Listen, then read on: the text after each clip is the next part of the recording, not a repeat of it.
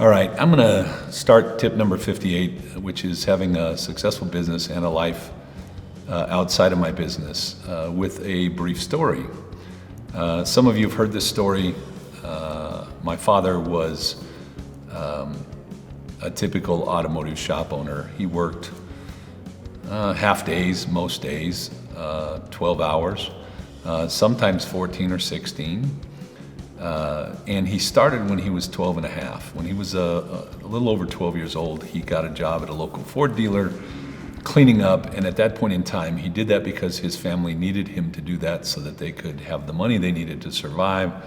So he grew up just outside of the Great Depression and started working. Before that, he was actually picking fruits and vegetables in the Coachella Valley with his family in the fields and trying to go to school.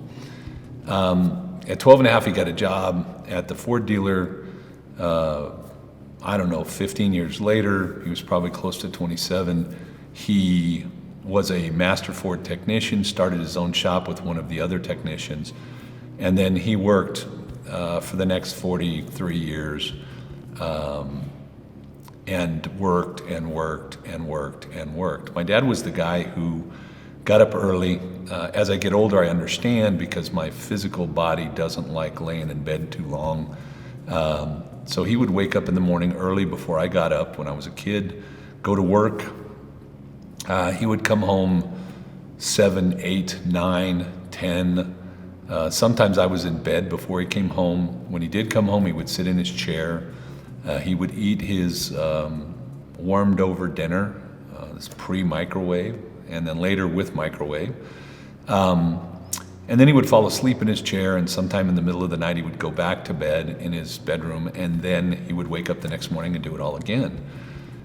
Most of his life he worked on Saturdays because they had a fleet that they took care of on Saturdays, and he would go in and work on the vehicles on the fleet to make the kind of money that he needed to pay the bills and take care of his family, because to my dad, that was what his life was about, was paying the bills and taking care of the family. I think some of that has kind of carried over on me.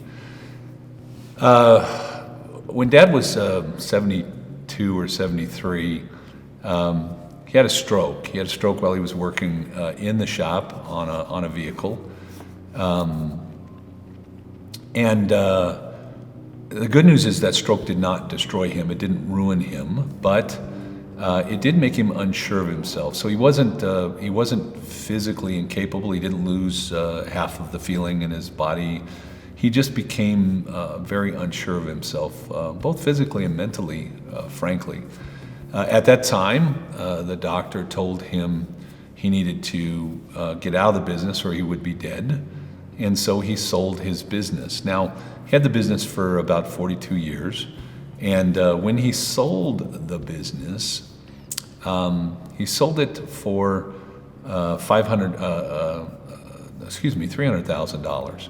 So, and he sold the property along with it. Now, the property alone was probably worth $800,000.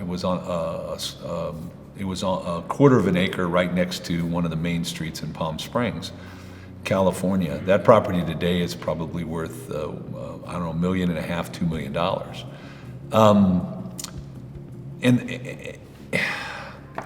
And I don't think that, you shouldn't feel bad for Dad, because he did raise a good family. We're three of us. We got decent educations. He took care of us. We had food. We weren't ever rich, but we weren't starving either. When my dad retired and got away from the shop, it was kind of a scary thing because he didn't have anything outside of him. His shop, his business was him. It was all about him. And a year and a half later, he got pneumonia and he died. The pneumonia killed him because he had been smoking for many years and he had some emphysema and his lungs couldn't keep up with the damage, and he was just, he was in that position, in that place. What I hate about the whole story is that on his deathbed, he knew he was going to die. He was in the hospital for about 4 months, 2 months, and then he was out for a couple days, and he was back in for another 2 months. And he knew he was going to die. And about 3 weeks before he actually passed away, he had a machine breathing for him. He was in ICU, and I came to visit him. And I asked him if we were okay, fathers and sons. I left his business in the early 90s. I couldn't watch him work himself to death anymore. He was stuck in a 1960s business model. He wouldn't move forward. And I needed to do some other things with my life and raise my family and make sure my family was going to be okay, something he taught me. He said yes, we were okay. Now, he didn't say it because he couldn't, but he wrote it on a pad. And then on the pad, he wrote, "I'm sorry." And the harsh thing for me is the "I'm sorry" is about, I'm sorry I didn't go to your baseball games, and I'm sorry that I didn't go to your music concerts and your football games and your basketball games. I'm sorry I didn't attend your college graduation. And he didn't do any of those things because he was working. There was no balance in his life. It was all work, work, work. Now that's influenced me greatly. And so you're going to find out the purpose behind the 58 tips that we've done and the things that we do in our company. And the purpose that we have behind this is to make sure that as many shop owners as we can, that we can affect their lives in such a way to help them have a better, not just a better financial life, but also to have a better family life. I wanted my dad home. I wanted my dad to attend my football games in high school and my concerts in college. And I would have loved to have my dad there at my college graduation. I graduated with straight A's. I was summa cum laude. I was top of the class. But he wasn't there, and he wasn't there because work had all consumed him. And I think that there are a lot of shop owners that feel that if they don't work hard enough, that they're not going to survive and their business is not going to survive. Now, let me tell you that there's nothing, that's stinking thinking. That's just not a great idea. I mean, it's not about not working hard. Certainly you're going to need to work hard, but you also have to work smart. And if you do the right things in your business, it will allow you to have the family life and the time available.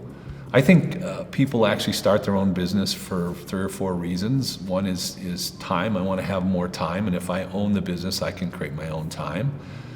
I want to have more money. I can do this better. The owner currently keeps more money than I get, so I'm going to do his job and I'll get more money. Freedom. If I have my own business, I don't have anybody telling me what to do. And then I think there's a thing called serendipity. I would say you're in the wrong place at the wrong time. That's what happened to me. I happened to be in the automotive industry because my dad was. I was too lazy to get a real job. I didn't want to go in the military after I dropped out of college the first time. And I went to work as a technician in my own father's shop. Started on the oil rack and moved up, became a service advisor, manager, owner. Later went back to college, got a couple of degrees. And now I'm a business coach and consultant for automotive businesses. And the reason I'm a business coach and consultant is, number one, I'm pretty good at it. Number two, it does pay fairly well, allows me to live a lifestyle that I enjoy. But really, I think the real purpose of my company is to help people have work-life balance. And if your company is not making the money that it should, then you will not have work-life balance because you'll have to spend too much time and too much energy trying to make money in your company, like my father. I guess for our 58th tip, what I'd like to say to you in the most heartfelt way is, this is a great business, and I know a lot of guys that we've worked with over the past 15 years who would tell you that understanding their business, putting the time, energy, and even money into hiring a coach, a consultant, and learning how to really run the business in the most efficient and most profitable way has changed their lives. And they've changed their lives because it's given them the time and the money to enjoy the rest of their life. Now, for me, my greatest fear is that when I'm all done and I'm not physically able or capable or mentally capable anymore, that I won't have anything else in my life but the work that I've done. And so my recommendation is you cultivate not only a successful business, we have 58 tips. And I think even if you didn't hire somebody, that those tips could help you be very profitable. But you also cultivate a successful life outside of the business and dedicate time to your family so that you can build the relationships that you need now and have some fun things that you do, hobbies, travel, whatever it is, that you can do later when the business is not consuming you. So don't be all consumed in your business. There is a way out. If you don't like the Institute, if you don't feel like you and I would be a good fit, or there are some other great consultants, I'd be happy to recommend somebody to you if you feel that that would help you be successful. And by the way, I feel that every shop owner, it would help them be successful because I've seen the results. We are successful with our clients 95% of the time. The 5% that we're not successful with, there are issues with them. There's some mental issues. There are some people that just can't, they're just stuck in the quicksand. They can't seem to get themselves out. It's important that you have a life outside of your business and that you balance your life so that when you are older, if you're in the situation my father was, and you are sitting there knowing that your time is up, that you won't be thinking about all the things you didn't do. Instead, you'll be smiling and thinking about all of the wonderful things you did with your life and all of the love that you shared with your family and friends. I'll leave that with you as our very last tip. Look forward to our next thing coming, and I'm pretty sure we'll have an announcement on that any day. So thank you very much for your time. Thank you for allowing me to step into your lives and have some impact. We hope you enjoyed this week's tip. For more information on the concepts we discussed, check out our upcoming classes at www.ifrabe.com/classes, or listen to the Leading Edge podcast at institutesleadingedge.podbean.com, where we discuss business topics just like this one with a panel of industry experts. You can also contact us whenever it's convenient, and we'll set up a free consultation on how the Institute can help you better your business, your life, and the industry as a whole. We'll see you guys next week.